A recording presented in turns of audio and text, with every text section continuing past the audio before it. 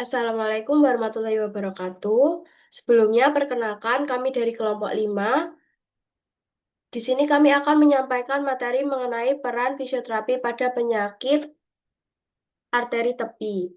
Perkenalkan, nama saya Aisyah Kumala Dewi Marwanda dengan IP 272260240003. Saya Putri Sintiasari dengan NIM P272260240042. Saya Reima Mahardi Putra dengan NIM P272260240043. Saya Talita Iras Tasya Ramadhani dengan NIM P272260240055. Yang pertama, definisi penyakit arteri tepi yaitu atau peripheral artery disease yaitu kondisi ketika arteri perifer terutama pada tungkai bawah mengalami penyempitan atau sumbatan akibat aterosklerosis sehingga aliran darah ke jaringan berkurang. Akibatnya, otot dan jaringan tungkai kekurangan oksigen, terutama saat aktivitas. Penyakit arteri tepi dapat menimbulkan gejala nyeri saat berjalan, kaki terasa dingin, luka sulit sembuh, hingga gangrin pada kasus berat. Penyakit arteri tepi juga berkaitan dengan peningkatan resiko serangan jantung, stroke, amputasi, dan kematian kardiovaskuler.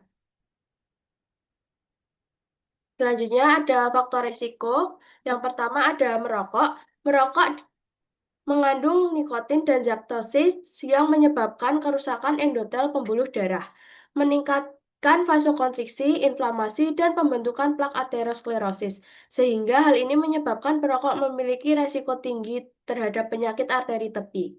Yang kedua ada diabetes mellitus, yang mana menyebabkan kadar gula darah tinggi kronis yang merusak lapisan pembuluh darah, mempercepat aterosklerosis, serta menurunkan sirkulasi perifer. Yang ketiga yaitu usia lanjut. Semakin bertambah usia, elastisitas pembuluh darah menurun dan paparan faktor risiko kardiovaskuler berlangsung lebih lama, sehingga risiko penyempitan arteri meningkat. Penyakit arteri tepi paling sering ditemukan pada usia lebih dari 65 tahun. Yang keempat yaitu hipertensi.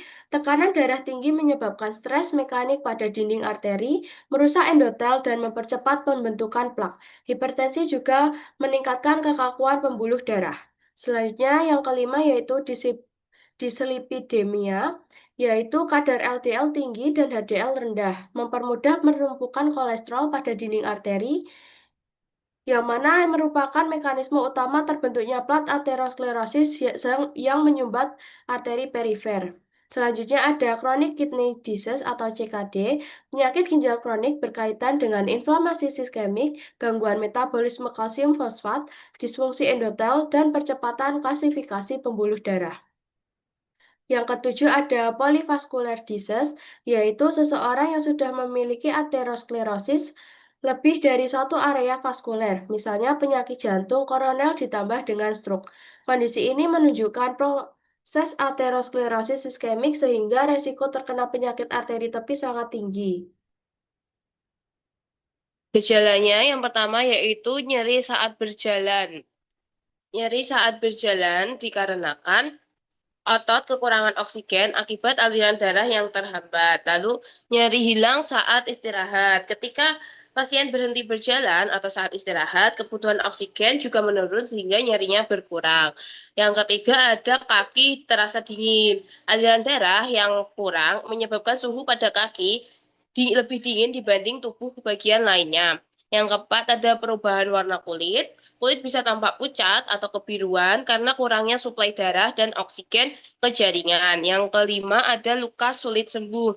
Karena sirkulasi darah terganggu, proses penyembuhan luka menjadi lambat, bahkan bisa beresiko infeksi. Yang keenam adanya kelemahan otot. Otot menjadi lemah karena tidak mendapat cukup oksigen dan nutrisi.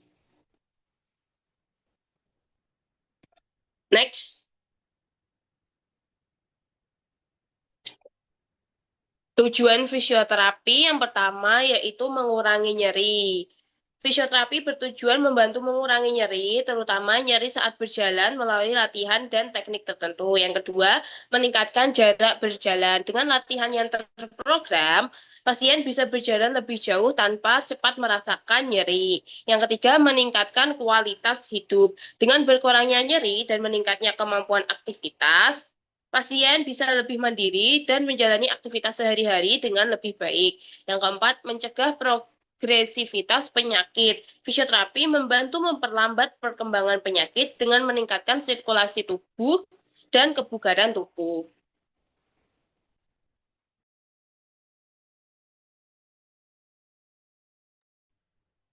Intervensi fisioterapi, Supervised Exercise Therapy atau SET. Jadi yang pertama ini intervensi fisioterapi adalah latihan jalan. Latihan jalan ini adalah terapi lini pertama yang paling efektif untuk pasien dengan gejala claudication atau nyeri saat jalan. Jenis latihan di atas, treadmill atau lintasan datar.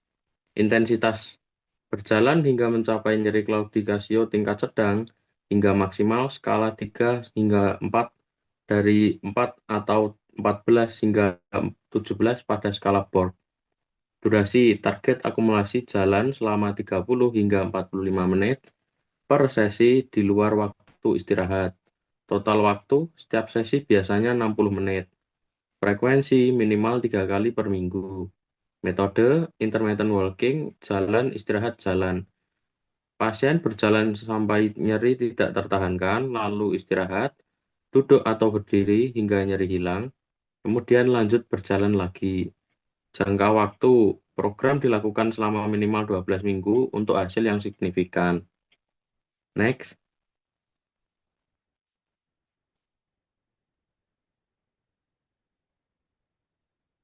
Kemudian yang kedua adalah resisten training atau latihan beban. Jadi latihan beban ini digunakan sebagai pelengkap untuk meningkatkan kekuatan otot dan efisiensi metabolisme oksigen. Nah, target otot ini adalah otot-otot ekstremitas bawah, seperti betis atau calf, paha depan, quadricep, paha belakang, hamstring. Dosis beberapa set dengan 10 hingga 12 repetisi untuk kelompok otot utama. Intensitas beban moderat sekitar 60 hingga 80% dari one repetition maximum atau 1 RM. Frekuensi 2 kali per minggu. Contoh latihan calf raise, quadricep band, atau hamstring curl.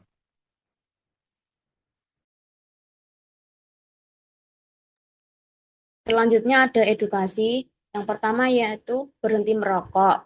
Kedua, aktivitas fisik rutin seperti berjalan kaki 150 menit per minggu atau senam aerobik 2-3 kali seminggu.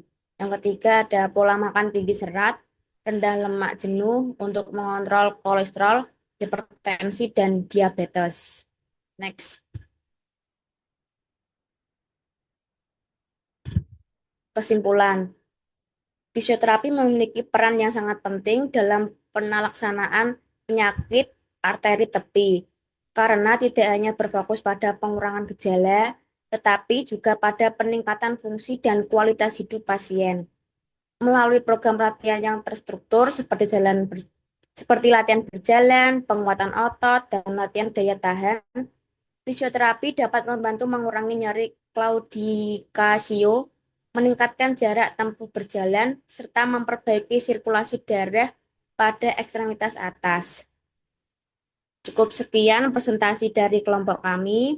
Mohon maaf jika ada salah kata. Wassalamualaikum warahmatullahi wabarakatuh.